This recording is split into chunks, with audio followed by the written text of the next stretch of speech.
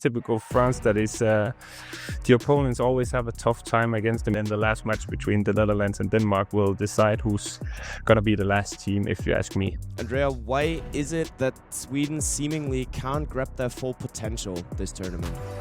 Ball across to Dylan Nahi, double in flight. Oh, what a start! Into the net. She does it again. Yes. And Vilstrup are the champions of Europe. Put something here. She has a game. This is across the keeper. What a comeback!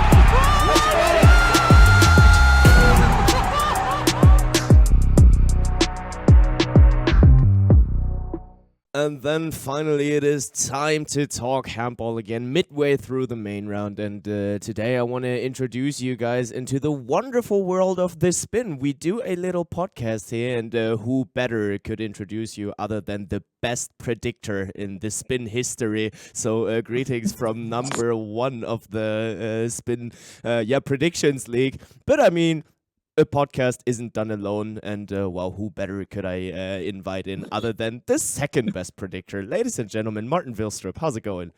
Yeah, it's going good, actually. I cannot complain. Enjoying the weekends here in Denmark. It's always a nice time to relax. So even though it's raining at the moment, the weather is starting to get what people expect it to be like in Denmark. So yeah, a lot of wind and rain, but what else to do on a Saturday evening than being in the company with the two of you?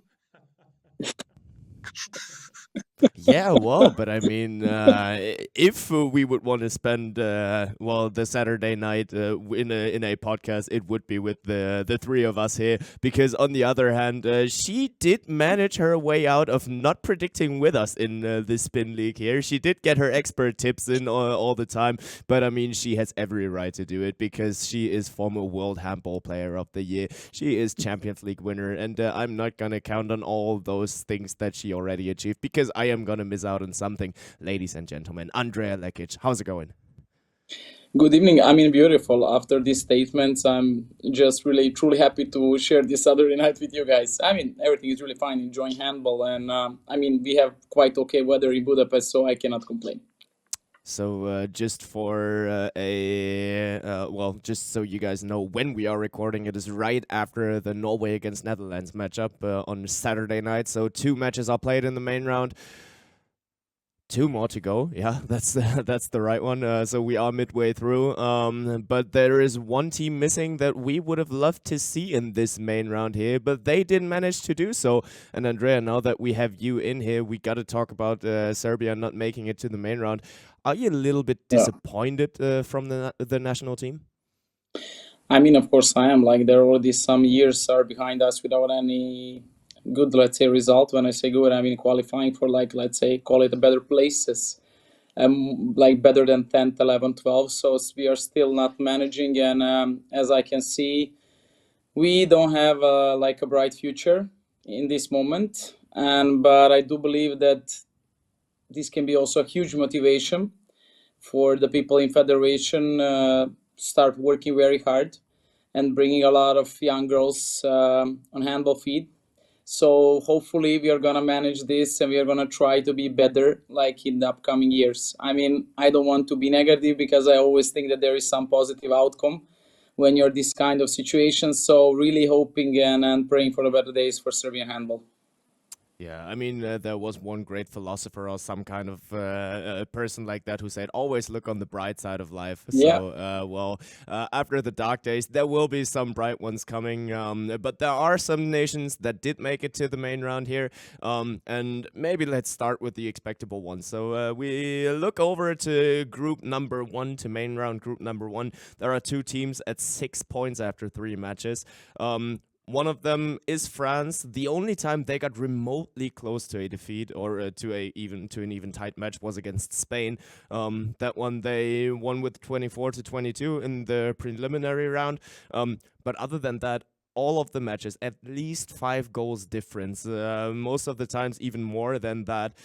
Martin, do we need to agree with Beatrice Edvig, who told us ahead of the Euro that France doesn't have any weak spot in the squad?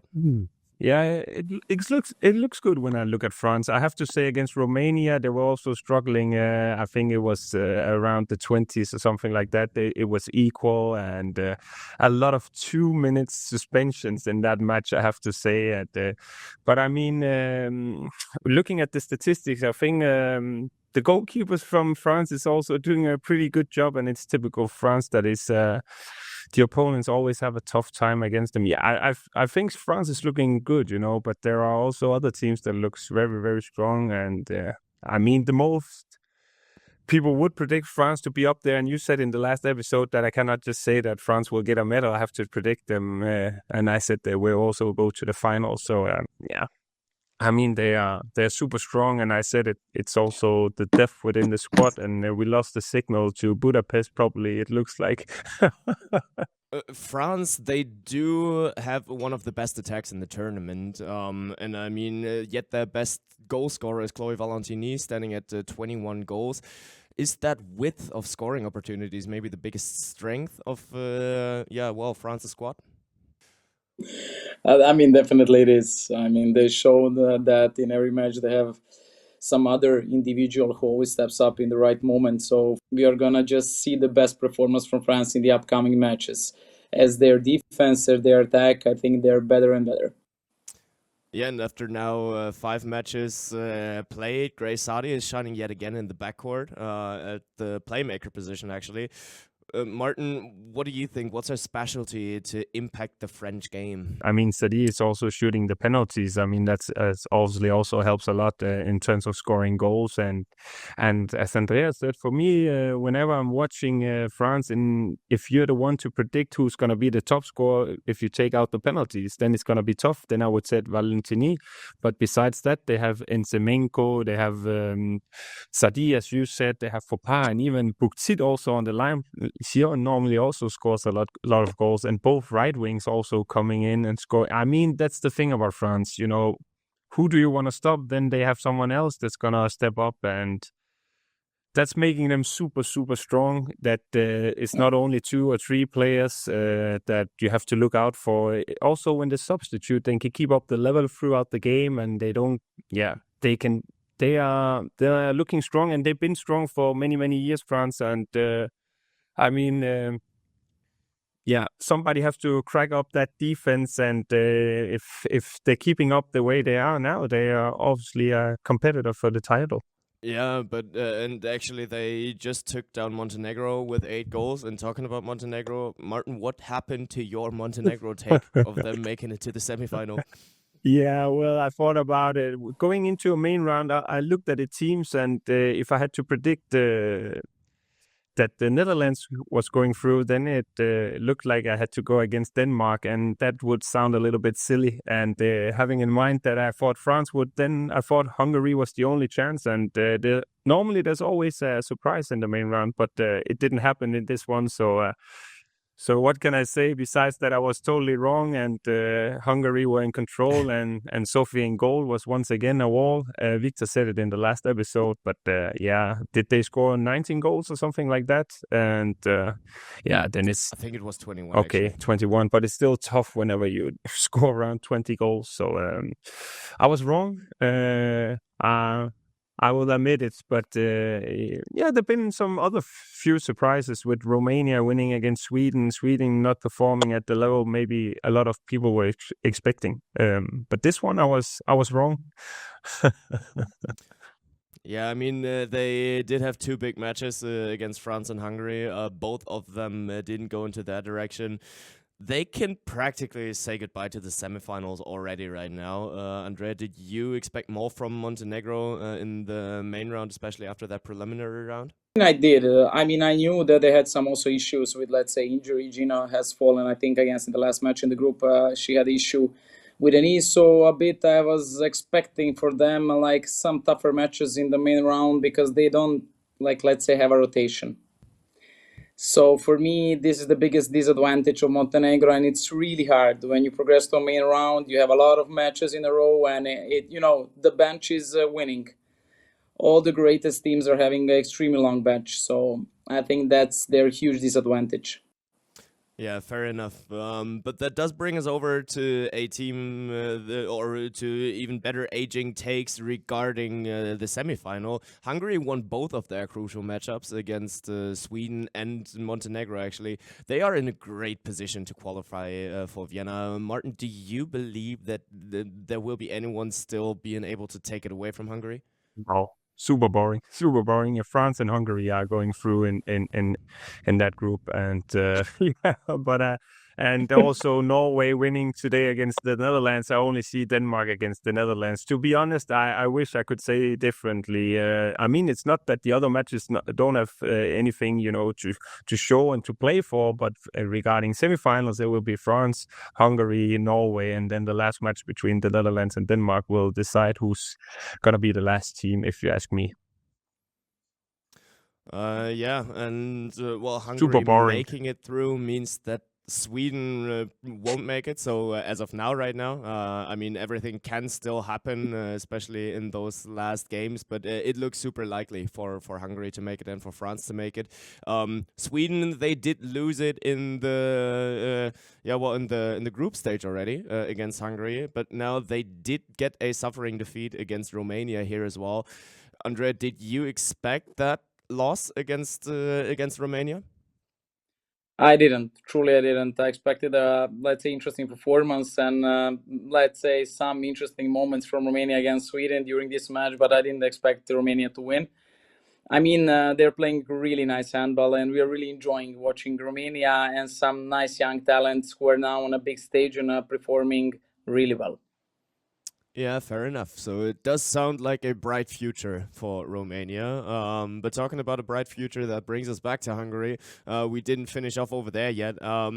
Especially their defense looks insane. So only 66 goals against them in this main round group. Martin, why is Hungary so tough to overcome? Oh, well, they're playing at home, first of all, and the spectators will give them a boost. And it's typical, I would say, maybe Andrea knows it more, even playing the Final Four in Hungary, but they are very loud, and obviously you can see it on the attitude of the players, and they're giving it all. But I also have to say, at the moment, they have the goalkeeper with the highest saving percentage of the tournament. We're speaking a lot about, I even think that Lunde today played very well against the Netherlands. Also, some of the Danish goalkeepers has been performing, Laura Clossier, Sarko, but Sophie Chimere, wow, she's also performing at a super high level, and I think she's also one of the main reasons. One thing is the defense. Obviously, they have to help them, but I think it has something to do with the culture. Also, Hungary playing in Hungary, then they're gonna be tough to beat. They're wild. They're playing with a lot of intensity, I think that's going to be how it is also for the rest of the tournament, that they are going to be tough to beat. And the game France against Hungary is going to be interesting to see. I bet it's going to be a low-scoring game with great defense and goalkeepers.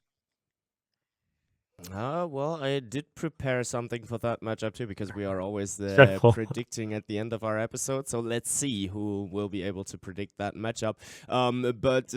Well, Hungary are likely to take the fourth, however you want to count, but are likely to take a spot in the semifinals. And ahead of the tournament, many people expected Sweden to take that one, but Sweden, they lost two matches that nobody expected them to lose, against Hungary and now against Romania. Andrea, why is it that Sweden seemingly can't grab their full potential this tournament? I mean, it's also normal. I mean, they're performing well in the last few years, so it's also normal. It comes a year when the play is not going on the best. I think it's also like normal to have these ups and downs during the championship. Sweden obviously didn't catch the rhythm from the first moment. It's hard when you lose the most important match in the first group, and then also, let's say, trying to get a chance for semifinals in the main round. It's always easier if you're coming from the place from the first group. And I do think that Sweden, what's really strange, their attack was always functioning pretty, let's say, with a very nice flow, very nice speed. And this championship, I mean, they're having, if I'm not wrong, they're having a lot of technical mistakes, which is really strange for them. That's my feeling. I don't know by statistics I'm right, but also their scoring percentage in these matches was not on their highest level. And we cannot forget Bunsen.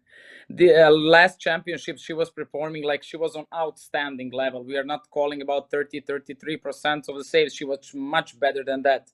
And this championship, she doesn't have that amazing performance that she had. So, as Martin said, goalkeeper, as for Hungary, it's such a crucial player for everything.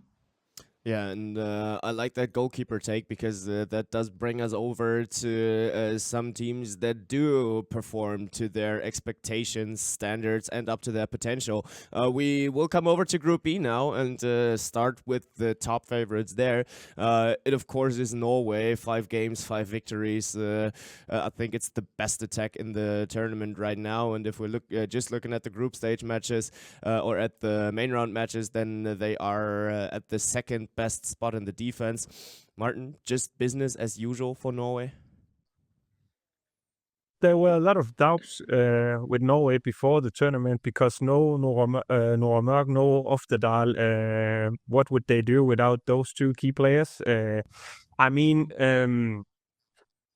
they won against Denmark and now they won against the Netherlands. I think that's been the 2 toughest matches they had. And before that, they were able to rest a couple of players. So obviously, it's going to look good whenever you win big against Slovakia or any other team. But yeah, they're looking strong. And even Lunde, I think she played the first game and then she went back to hand over her son to her husband that's living in Serbia, I actually think.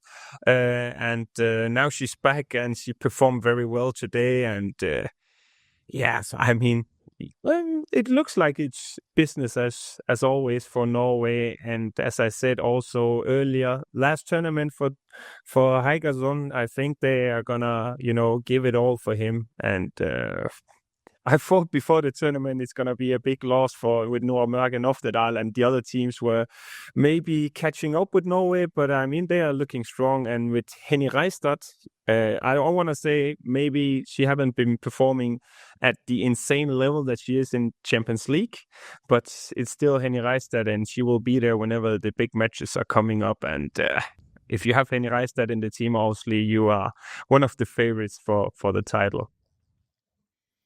I want to talk a little bit more about Katrine Lunde here. Yeah, just as you said, due to personal reasons, she missed more than half of the tournament so far. Now she comes in for the main round. One of the hottest matches in the main round just today against the Netherlands. First half, she's at 44% saving rate. How does she do that? I mean, Andrea, you were able to experience her firsthand back in the days in Gjør. I mean, we have to stop asking on the way how does she do it. I mean, she's simply amazing, and she's constantly proving the opposite of her number of the ages. And so for her and for us, I mean, every time watching her is just a pure admiration. She's so disciplined that it's like I have been training with her. I have seen this with my eyes, and for me, it's just one more day at the office for Katrine. Yeah, well, and just another regular day in the office for all of Norway, especially after today's matchup against the Netherlands. Martin, you said ahead of this episode, or not ahead of this episode, in the last episode, you said that Netherlands, if anyone, would be the team to annoy the big teams. Now they go out of that matchup with a victory of +10. Right now, we are clear that Norway isn't ever nervous ahead of any game, right? But yeah, well, today Norway showed their strengths, but I also have to say that the Netherlands were struggling, especially offensively. I think actually defensively they were performing pretty okay throughout the game.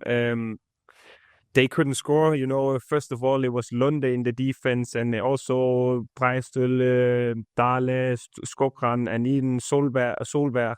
I think they're doing a pretty good job, maybe also getting the shots where Lunde, she wants them. She's, how can you say that when I mean it in a positive way? Lunde is very good at, showing that one room is open, and then she's going there and closing it. She's making it look easy. But yeah, Norway, the experience within the team, as Andrea just said, Lunde being 44, won everything, and she's still motivated. I think that hunger also shows within the team that they, even though many of them won a lot, especially in the national teams, they probably won everything. They still want to win even more. So if they can have another medal at the Euros, then they're gonna do everything they have to take it. What is really truly for admiration, it's their approach to the game.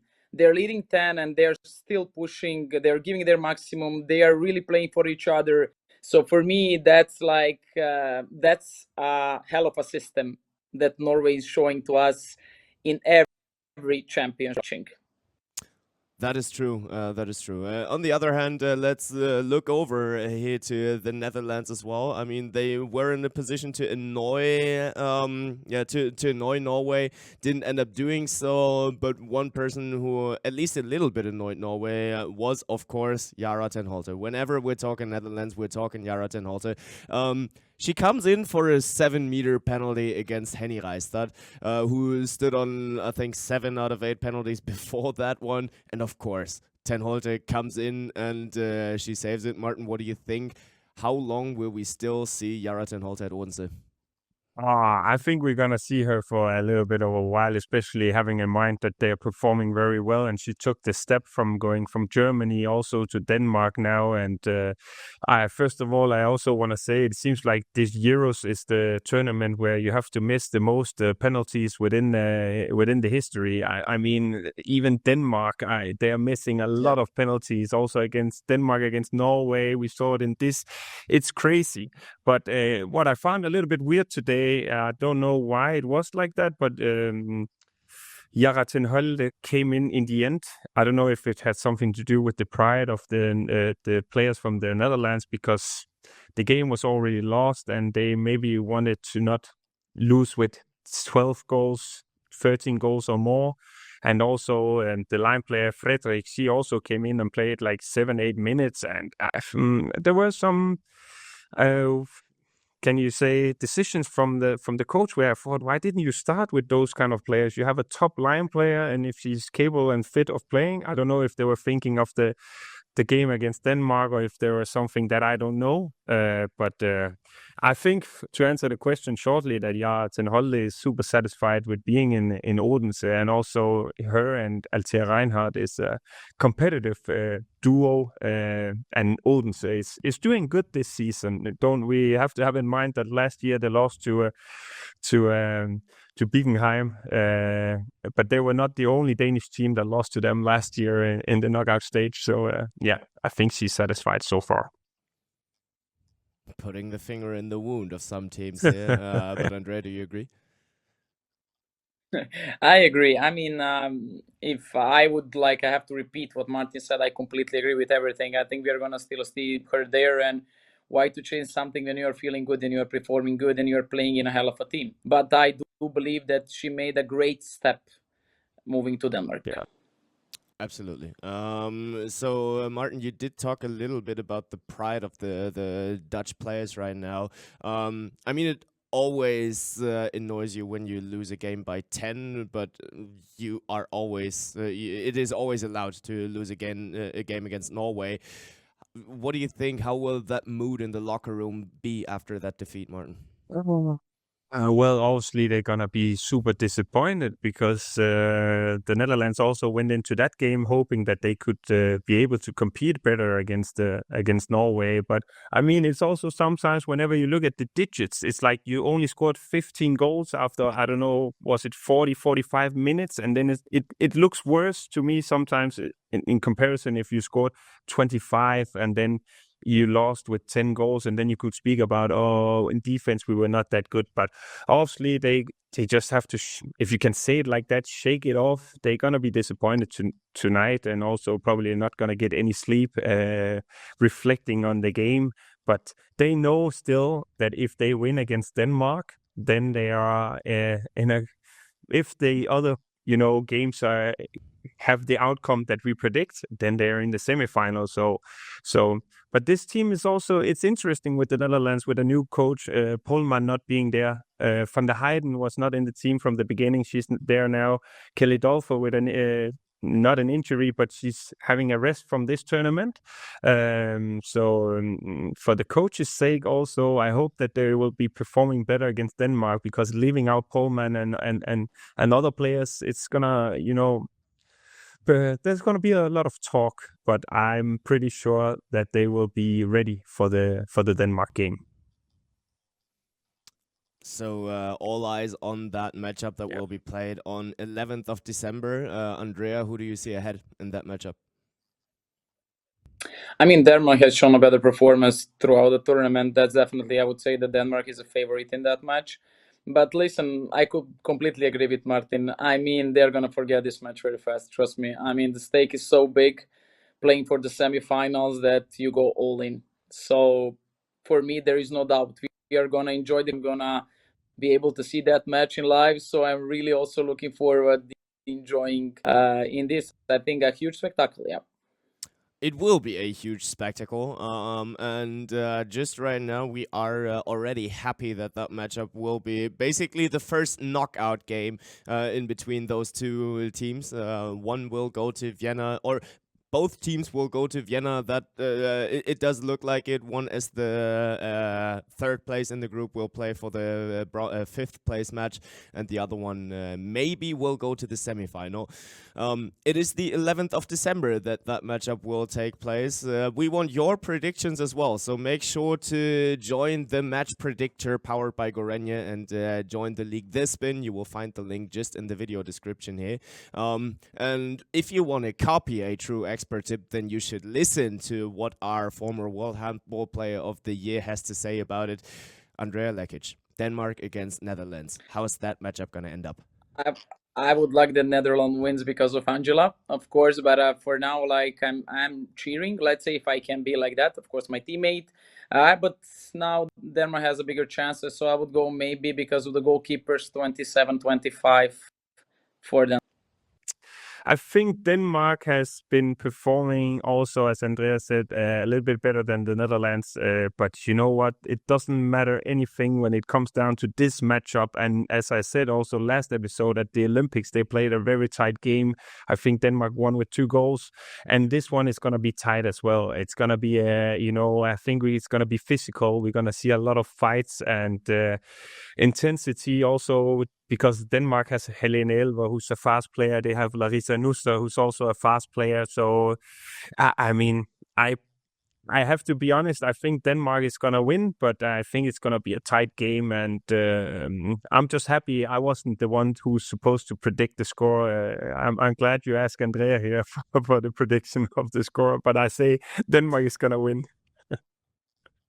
Well, you shall not think that I'm taking it easy on you here, but we will come to that in a second. But yeah, I'm holding up the Dutch flag here. Let's go, neighbors. Go ahead and kick out the favorites. I will be super interested in seeing that matchup. It will be interesting. But yeah, we will have a look at that. And another super interesting matchup will be the one that is actually about the group victory in group number 1. Hungary faces France on 10th of December. Martin Vilstrup, who's going to win and by what score? Well, I actually just looked up on the phone and looking here, I predicted that France is going to win 27-25.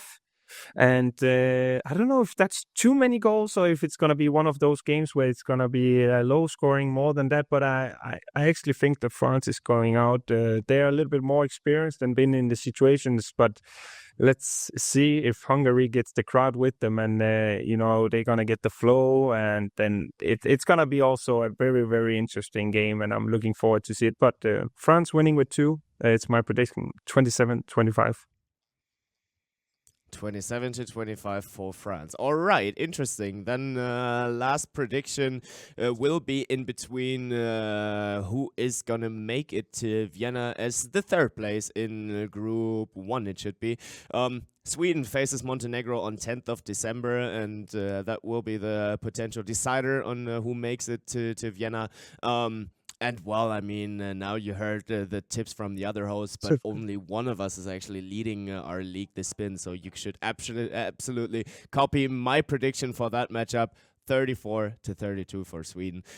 It will be interesting, and I am highly looking forward to it. There will be one more episode of the spin after the main round is done, and then we will see each other again in Vienna. But so Montenegro is going to score 32 goals against Sweden. You said that?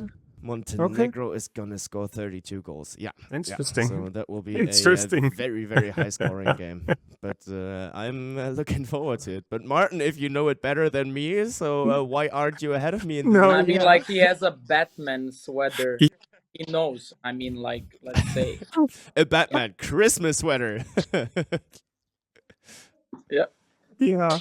Bengt, to give you a little bit of a credit in terms of that match, I also said a 2-goal win. I cannot say more than that, but not as high scoring as you. But you're the one leading so far, and so let's see what the score will be. I don't think it's gonna be that high scoring, but I've been wrong before. With Montenegro, they are my I struggle with Montenegro, it seems like. Weak point. Yeah, exactly. Yeah, fair enough. But we'll see how that one will end up. And you guys can follow it on EHF TV. And other than that, just join our League This Spin in the Match Predictor powered by Gorenje. And apart from that, we will hear each other again after the main round. And we will hear each other again the next time when it's time to talk handball again. Ball across to Dylan Nahi, double in flight. Oh, what a start. Into the net. She does it again. Yes. Van Dijtenberg are the champions.